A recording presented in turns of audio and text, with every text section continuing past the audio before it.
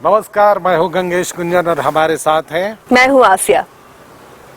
आज प्रदेश की राजनीति में एक ऐसा हम कह सकते हैं परिवर्तन आया है जिसकी अपेक्षा अभी चुनाव के पहले तक नहीं की जा सकती थी या चुनाव के बाद तक इसकी कोई उम्मीद नहीं दिखती थी, मगर ये हुआ है। और ये हुआ है विपक्षी पार्टी भारतीय जनता पार्टी की तरफ से। भारतीय जनता पार्टी में पूर्व मुख्यमंत्री रघुवर दास, जो कि राज्यपाल थे उड़ीसा के, वापस आए हैं। उन्होंने सदस्यता ग्रहण की है। पार्टी जो विधानसभा चुनाव में बुरी तरह हारी और हारने के बाद उसका मनोबल काफी गिरा हुआ लग रहा था, उसके बाद से ऐसा लग रहा था कि परिवर्तन तो होगा, लेकिन ये परिवर्तन इस तरह का होगा, मुझे लगता है एक चौंकाने वाला परिवर्तन जरूर है। इसके क्या है मायने, क्या कुछ हो सकता है, इसका असर, इन तमाम विषयों पर हम बातचीत करेंगे और हम समझने की कोशिश करेंगे कि रघुवर दास के आने से प्रदेश की राजनीति पर क्या असर पड़ेगा और ख़ास तौर पर भारतीय जनता पार्टी की जो रणनीति है उस पर क्या असर पड़ेगा। बिल्कुल, तो पहले प्रदेश की राजनीति की बात कर ले। रघुवर दास ने जब सदस्यता आज ग्रहण की तो जो उनका संबोधन था, वी विल बैक सून, मतलब ये उन्होंने इंडिकेट कर दिया कि ये जो 5 साल अभी इस मौजूदा सरकार के हैं वो इतनी आसानी से गुजरने वाले नहीं हैं और एक मजबूत विपक्ष का सामना अब करना पड़ेगा, और इसके संकेत भी उन्होंने दे दिए हैं। जब मीडिया से मुखातिब हुए रघुवर दास तो उन्होंने सीधे कहा कि 6 महीने सरकार को हम वक्त देंगे, उसके कामकाज को देखेंगे और अगर सरकार काम नहीं करती है तो फिर सरकार को सड़क से लेकर सदन तक घेरेंगे। तो ये चेतावनी आते के साथ या अल्टीमेटम उन्होंने मौजूदा सरकार को दिया है। दूसरी तरफ हम बात कर लेते हैं बीजेपी की, प्रदेश बीजेपी की। तो अगर उन्हें कोई बड़ी भूमिका मिलती है तो वाकई ये बड़ी बात होगी, क्योंकि देखिए चुनाव के समय ये लग रहा था कि बीजेपी आदिवासी कार्ड खेलना चाह रही है। बहुत हद तक इसकी कोशिशें हुई, बाबूलाल मरांडी प्रदेश अध्यक्ष बनाए गए, लेकिन कुछ कमाल, चंपई सोरेन को लाया गया, सीता सोरेन को लाया गया, लेकिन कुछ कमाल होता हुआ नजर नहीं आया। तो कहीं ना कहीं अब बीजेपी को लगा कि वो जो एंग्री यंग मैन वाली भूमिका में रघुवर दास थे ना, उसी की जरूरत अब प्रदेश बीजेपी को है। और अब जब रघुवर दास हेडमास्टर की भूमिका में नजर आएंगे प्रदेश बीजेपी में, और जो उनके स्टूडेंट हैं उन्हें किस तरह वो डिसिप्लिन में लाएंगे, किस तरह उनके साथ अब उनकी बातचीत होगी या जो टास्क वो देंगे वो वाकई बहुत अहम होगा। निश्चित रूप से। और सभी जानते हैं कि मुख्यमंत्री के बतौर रघुवर दास जिस तरह से एक कड़े एडमिनिस्ट्रेशन के लिए जाने जाते थे, पदाधिकारियों पर उनकी ठीक ठाक पकड़ थी और बहुत सख्त माने जाते थे। प्रदेश में विकास के कार्य हुए, और लेकिन इसके बावजूद आजसू के साथ संबंध नहीं बना, आजसू के साथ गठबंधन टूटा और प्रदेश में भाजपा आजसू का गठबंधन टूटना एक तरह से उस समय भाजपा की हार का बड़ा कारण बन गया।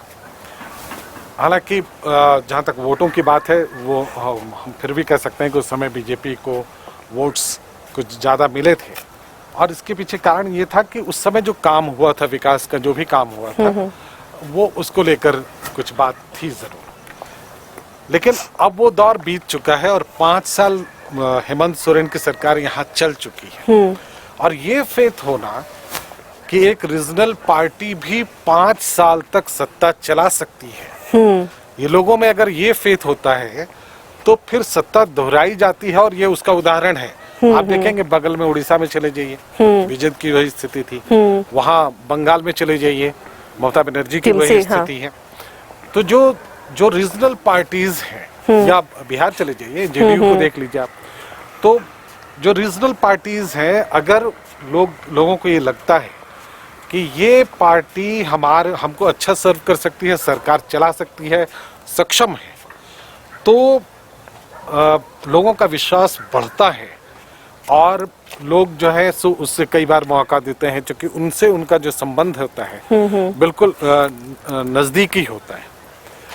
बीजेपी एक राष्ट्रीय पार्टी है, कांग्रेस भी एक राष्ट्रीय पार्टी है, उनके मुद्दे राष्ट्रीय होते हैं, कई बार उनके आंदोलन राष्ट्रीय होते हैं। तो और ये भी आकलन किया जा रहा है ना कि जो राष्ट्रीय नेता पहुंच रहे थे यहाँ लगातार बीजेपी के, जब इलेक्शन का दौर था, जब चुनाव प्रचार करना था, तो वो सही से उन मुद्दों को नहीं उठा पाए, घुसपैठ की बात करते हुए नजर आए। हिमंता बिस्वा शर्मा हो या शिवराज सिंह चौहान लगातार जो आ रहे थे झारखंड दौरे पर, कई बड़े चेहरे भी आए और सभी ने घुसपैठ का मुद्दा उठाया। लेकिन देखिए, रघुवर दास की एंट्री होती है और ये सीधे अपने उसी ट्रैक पर आ जाते हैं, घुसपैठ के साथ धर्मांतरण को वो जोड़ देते हैं। तो इससे अब ये कह सकते हैं कि प्रदेश की जो राजनीति है ना, उसे एक नया फ्यूल मिल गया है और वो फ्यूल पर लगातार हमारी भी नजर रहेगी। बिल्कुल। और देखिए, सबसे अहम बात ये है, रघुवर दास जब आते हैं तो एक तो ये होता है कि पार्टी का मनोबल जब बुरी तरह से टूटा हुआ हो तो साथ में कुछ करने की जरूरत होती है। ये प्रयास चुनाव के दौरान भी हुआ, जब चंपई सोरेन को यहाँ लाया गया था तो ये था कि पार्टी को ये लग रहा था कि कोई बड़ा आदिवासी चेहरा और भी चाहिए जिससे कि आदिवासी अट्रैक्ट हो सके। वो अलग बात है, वो नहीं चला मामला और सरकार नहीं बनी बीजेपी की, ये नुकसान हुआ। लेकिन अब इतना जरूर है कि पार्टी ने अपनी लाइन एक तरह से ड्रा कर ली है। अब उनकी भूमिका क्या होती है बहुत अहम है। क्या वो प्रदेश अध्यक्ष बनाए जाने के लिए उनको लाया गया है या इससे भी बड़ी भूमिका कोई केंद्र तय कर सकता है? बिल्कुल, इसकी भी चर्चा है। हाँ। अब उसमें सच्चाई क्या है और कितनी है, ये तो देखने वाली बात होगी। लेकिन इतना तय है कि रघुवर दास का आना बीजेपी में ये फ्यूल देने के लिए, ऊर्जा देने के लिए तो ठीक है, लेकिन अब सवाल ये उठता है कि इसका कितना असर आगे पड़ेगा, ये देखने की बात है। सब कुछ पॉजिटिव और गुड ऐसा मान लेना भी ठीक नहीं है।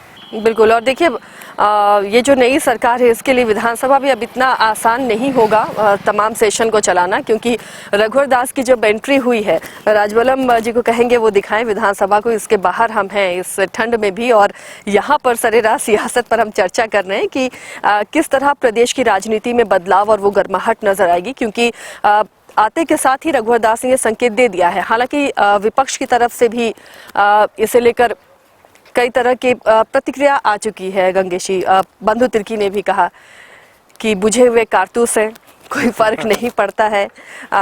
सुप्रियो भट्टाचार्य ने प्रेस कॉन्फ्रेंस की और कई तरह की बातें उन्होंने की है। तो अब देखना है कि इस तरह की जो राजनीति अब होगी, जो बीजेपी बिल्कुल यहाँ चुनाव परिणाम के बाद से सुस्त नजर आ रही थी, तो उसे एक मजबूत चेहरा क्या मिल गया है। अब रघुवर दास की भूमिका पर भी लगातार हम चर्चा कर रहे हैं कि उन्हें कौन सी भूमिका मिलती है, इस पर भी बहुत कुछ निर्भर करता है। तो हम सब इसका इंतजार करेंगे कि रघुवर दास की भूमिका क्या होती है। एक दूसरा कि उनके आने से जो धड़ेबंदी है बीजेपी की, क्या वो खत्म होगी, यानी एक मजबूत हेडमास्टर बनेंगे रघुवर या नहीं, तो कुछ पाएगा कि नहीं। और तीसरा कि सरकार इसे किस तरह से, सरकार पर इसका कितना प्रभाव पड़ेगा, मौजूदा सरकार पर। लेकिन चूंकि विधानसभा में अभी रघुवर दास नहीं है तो उस पर मुझे नहीं लगता कि संसदीय राजनीति पर कुछ असर पड़ेगा। नहीं, बाहर से वो तीखे हमले जारी रहेंगे। हाँ, और एक गाइड भी करेंगे, वो गाइडलाइन भी मिलेगी बीजेपी के तमाम विधायकों को। अगर उन्हें प्रदेश का नेतृत्व सौंपा जाता है तो जो प्रदेश बीजेपी में किस तरह प्रदेश बीजेपी मुद्दों को उठाती है ताकि सरकार को वो घेर सके, तो वो देखना काफी दिलचस्प होगा। क्योंकि आते ही तेवर तो दिखा दिए हैं रघुवर दास ने कि किस तरह वो सरकार को घेरेंगे। फिलहाल जो 6 महीने हैं सरकार के हनीमून पीरियड, ये माना जा रहा है और इसलिए विपक्ष ने भी कहा है कि इसके लिए हम इंतजार करेंगे। अगर सरकार काम नहीं करती है तो फिर जिस तरह विरोध होगा, जिस तरह मुद्दों को उठाया जाएगा, वो सरकार के लिए उतना आसान नहीं होगा।